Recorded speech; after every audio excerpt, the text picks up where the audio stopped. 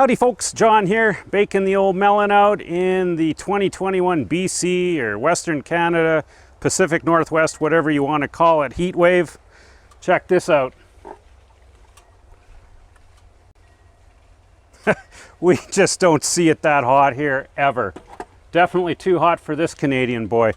I did a video last winter where that scale was sitting at minus 40 Celsius, which I thought was unprecedented. Nothing like this. Anyway, quick DIY video today on replacement motion sensors for security lights. I've had a hell of a time with this LED light finding a working motion sensor replacement. I don't know what it is, but these things seem to crap out within 3 to 5 years. I don't know what it is. They used to last a lot longer, but lately not so much. I had another replacement after the initial one crapped out, didn't even last a year. And in the winter, it would just give, it was falsing all the time. Lights were coming on minus 10 or colder, the lights would be on constantly. So I found this good name brand one that I've had experience with in the past, and it's one of the only ones I can find that is relay controlled. And ones that are relay controlled will pretty much work with any light technology, be it LED, incandescent, or even fluorescent. And a way to tell, because they don't even mark it on the box, is if you actually hear them click. I'll just take the microphone off and we'll listen for that.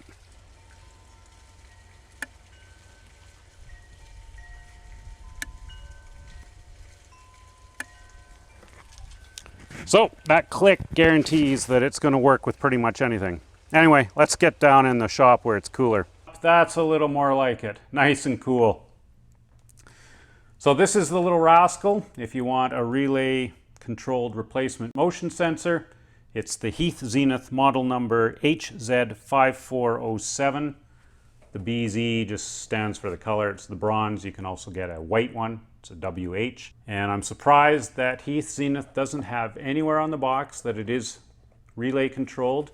To me, that's something the marketing team would want to advertise, because a lot of people are looking for relay controlled replacement motion sensors now, so they'll work with their existing light technology. And like I said, this was the only one I can find here in Canada that has it. I got this from Amazon. I'll fire a link below in the description if you want to check them out. Seems to be the best price here, around 22 bucks Canadian is what I paid for this, but they range from 30 to 40 at other places. And yeah, the reason they click is, like I said, they use the little relay. And when you energize a relay, you can hear that.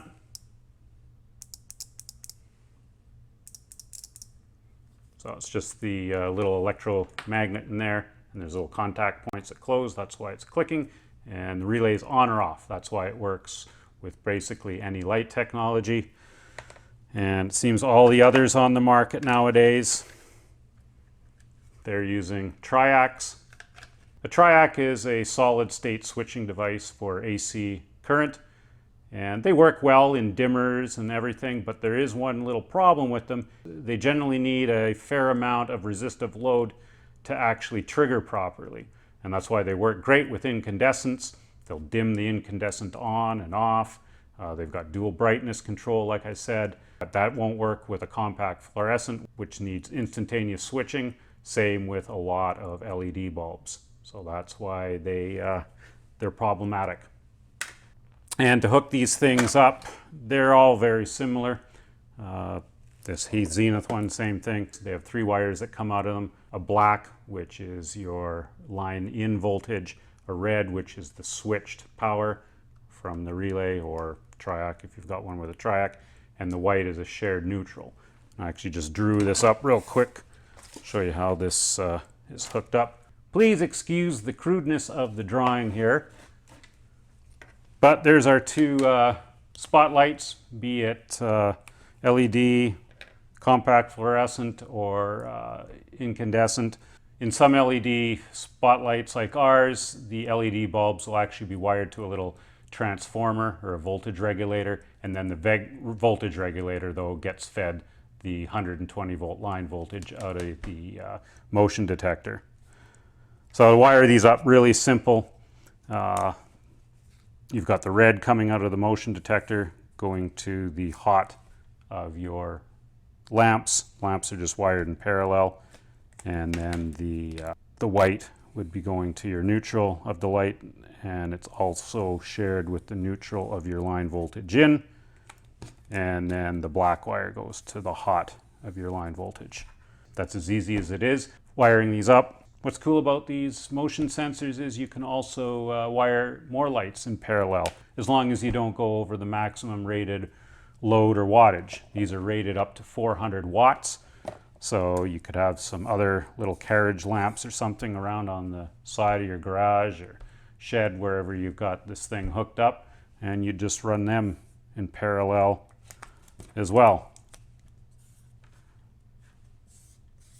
So you could have this thing controlling just more than the spotlights. So that's the one you're looking for if you want a relay controlled replacement motion sensor, the Heath Zenith HZ5407. Thanks for watching, folks. We'll see you next time. Stay cool.